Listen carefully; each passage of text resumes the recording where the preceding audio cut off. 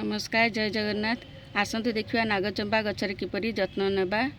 गछटी को प्रथमे प्रूनिंग करिनबा।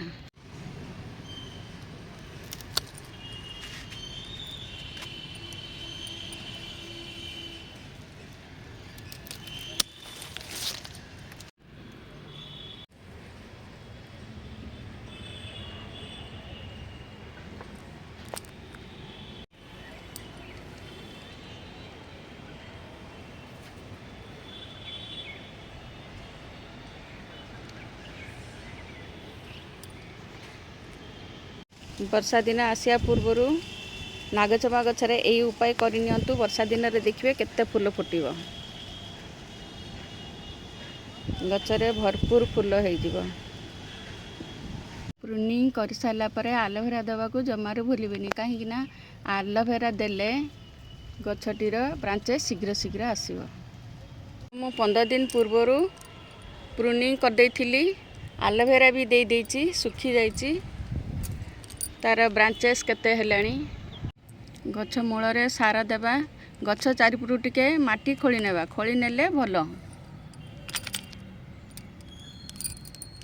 खोली न खोली खत दे पानी दे देले से चारिआड को भासी जीवो।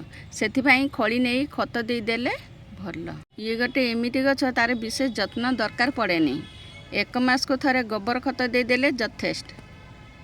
गछर डाल को काटी न लगे माटी जगार रखीदेले भी से चेर बाहर फूल भी फुटब। देखु मोर केमता सब गछ लगे ना ये सब पड़ी से सब ब्रांचेस बाहर। ये देख सबू थीर ब्रांचेस बाहर। जो भी खाली ठिया करी रखदेले भी से ब्रांचेस बाहर फूल भी फुट। आपन थरे ट्रायल कर देखु केमिति फूल फुटब। फंगस न लगे निम पीड़िया दिहब, सरिष पीड़िया दिहब। सरिष पीड़िया रे नाइट्रोजेन थाए, ब्रांचेस आसियारे साहाय्य करे।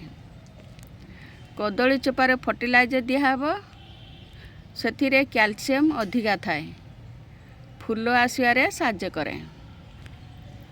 गोबर खत दिहब। गोबर खतरे पोटासियम फॉस्फोरस और पोषक तत्व थाए। ए सब को मिसाई गछ मूल रे दे देले भल बढ़िबो। देखंतु आकु मो सब मिसेबी।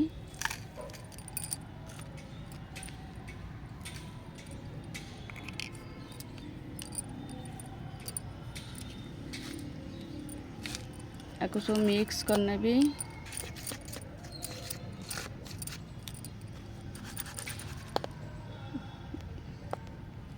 मिक्स करके गछ मूल रे दे देबी।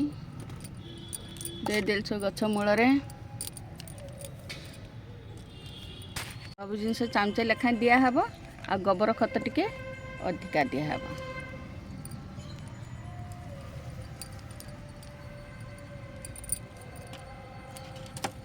गोबर खत सब पके देली।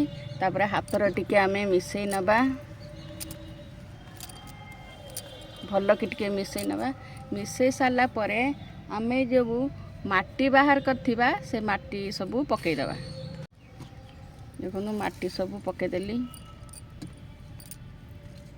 माटी सब पके साला परे हाथ रे ताकुटे भल कि मिसई नबा चारिपटरू। तापर आमे ताकु टिके पानी दे दबा।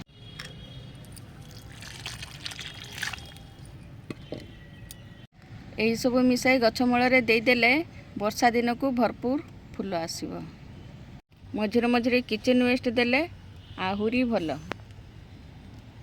आपण माने भी एहीपरि करंतु। वर्षा दिन को भरपूर फूल पांतु। मो वीडियोटी केमिति लागिला लाइक शेयर सब्सक्राइब करिया को जमारू भूलिबेनी। रहिली जय जगन्नाथ।